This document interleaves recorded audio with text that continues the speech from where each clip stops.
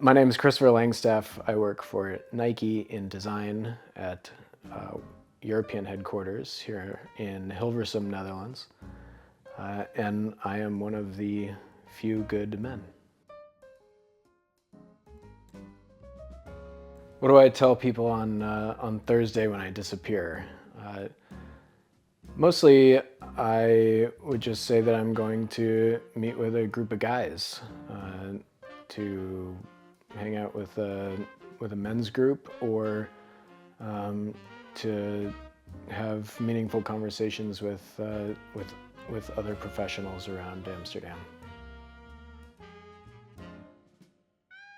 The reaction I get from my family,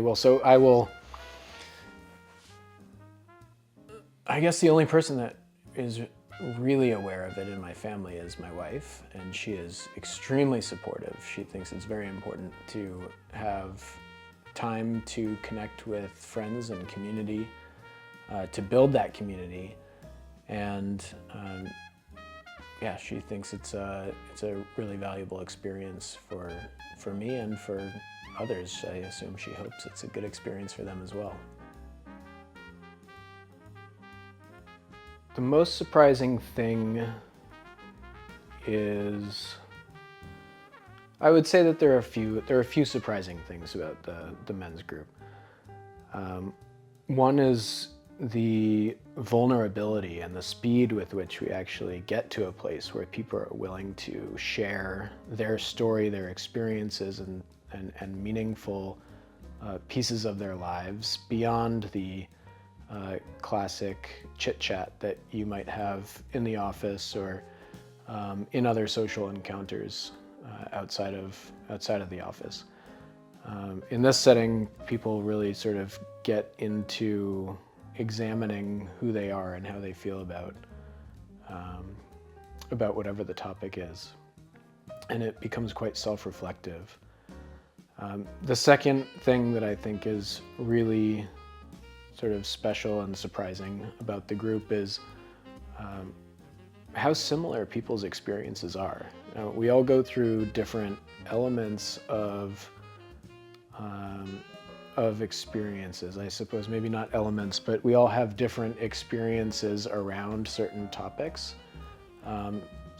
specific experiences, but the gist, the general sentiment and the feelings that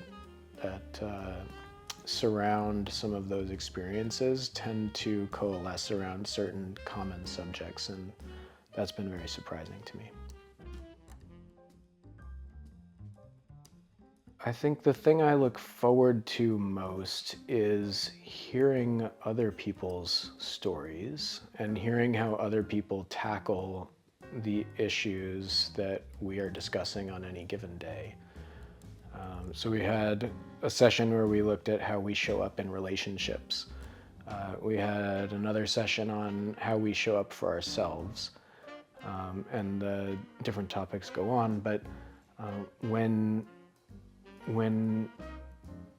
I give myself the time to not be talking and not necessarily needing to be an active participant verbally, but just sit back and listen, I think I learn far more simply by observing and hearing what other people's experiences are than I do from self-examining my own experiences and verbalizing them. So I value that element, and I look forward to sort of hearing people's stories. I have that curiosity about people.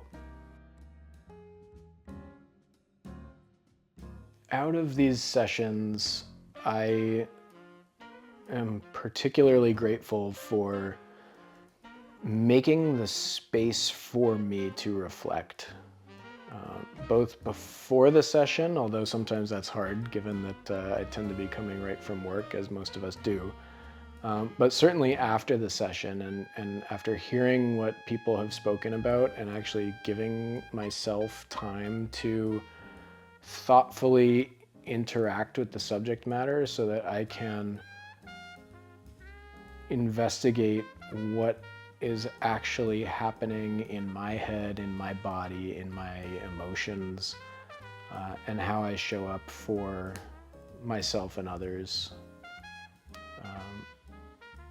It's been really valuable, and I've only done a handful of sessions so far, but just taking that time to have self-reflection and self-examination, and then some time to think about it and then put into practice, I have already seen changes in how I approach certain elements of my life. How I show up, or how it's shaped me in showing up, is related to a previous answer.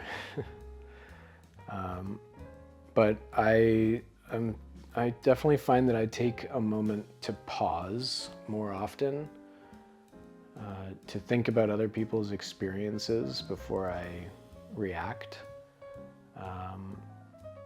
and to give myself a bit more grace in situations where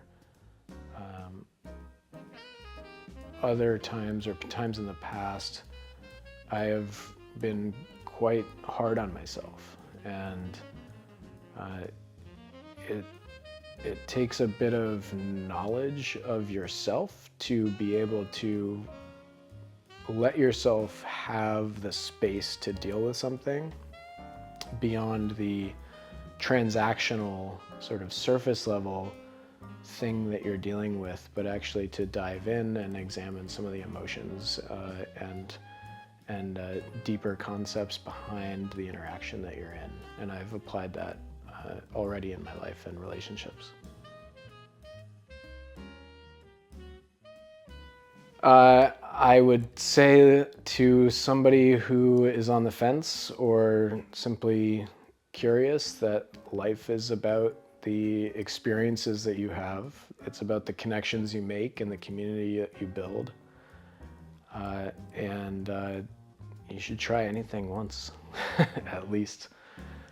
I mean, hell, I'll try anything 5 or 6 times. Let's be honest. So I'd say dive in, at least do a session or two, and see if it works for you. It's not for everybody. Everybody's experience through this life is different. And I think that's part of what we acknowledge here, but we also tend to find that there are similarities, and in those you can really connect and learn from other people. So entertain your curiosity and dive in.